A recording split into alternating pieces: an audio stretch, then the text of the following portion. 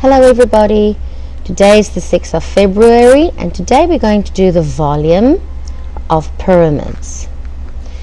Now, I showed you right before this with the water what happens with a pyramid's volume compared to a prism's volume. So let's just quickly then one more time say what a prism is. A prism is a solid that and ends in the same shape. For example, a rectangular prism, it starts as a rectangle, it ends as a rectangle. A triangular prism starts as a triangle, it ends as a triangle. But what about a pyramid? It starts out as one thing, as one specific shape. It starts out as one shape and it ends in a vertex. Okay? The vertex is that point at the top. Okay? Another thing about pyramids is they start out big, but because they end in a point, they become smaller. Okay? Becomes smaller towards the vertex.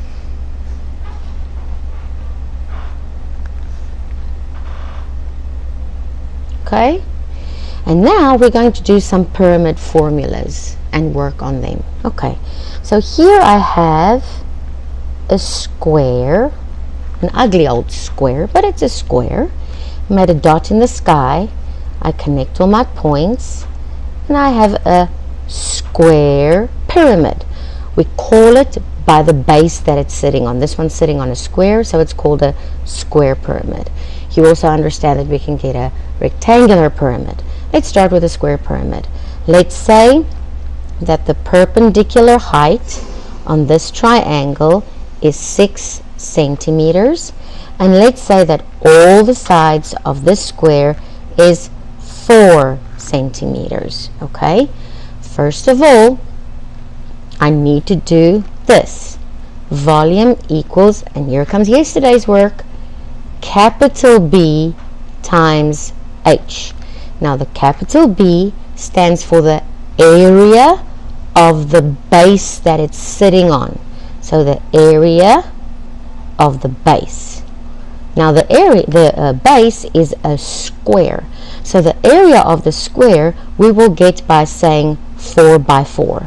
4 times 4, which is 16. Guess what? You got the area of your base. The capital B is now done. Now what is this H? This H is not the 90 degrees that's sitting on this triangle. It's the 90 degrees that is sitting from the roof down to the base. And this one, let's say, is 10 centimeters. So I multiply my answer of the capital B with this height, the height of the pyramid, which is 10. And 16 times 10 is 160. Guess what? You multiplied with H, so H is gone. The volume of this we're not done with. We're not done with, because all of this needs to be divided by 3. So I take my 160 and I divide it by 3. 160 divided by 3 is 5, which is 15, 10, which is 3, 9, 1, point 0, 0. It's going to be 53.3 repeats. 53.3. Now since it's volume, cubic centimeters. Let's do another one. This time we're going to do a rectangular pyramid. What's necessary for me to know? I need to know the area of this base, so I need the length and the width. Let's make the length 12 centimeters. Let's make the width 6 centimeters. And let's make the height that comes from the top straight down to the middle of this thing. Let's make it 15 centimeters. Okay, so where is my pyramid formula?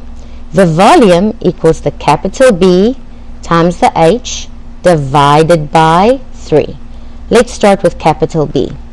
The area of this rectangle is 12 by 6, which is 72. Guess what? You found capital B. Times H. The perpendicular height is 15. So 72 times 15 is going to be 1080. So it's 1080. Guess what? You multiplied with H. What remains? Dividing by 3. Divided by 3 equals 1080 divided by 3. Goes in there 3 times, which is 9. Bring it down. Goes in there 6 times, which is nothing left. Bring down the 0. Goes in there 0 times. My answer is 360 cubic centimeters. Did I divide by 3? I did. So that can also go away. I work out my capital B. I multiply with the perpendicular height. I divide by 3, and that's how it works. And it works for any pyramid. If your pyramid starts out as a pentagon, look, a pentagon, then you will get the area of the pentagon multiplied with the perpendicular height that's coming from the vertex and divided by 3. All of them work like this. Volume equals area of the base times the perpendicular height divided by 3.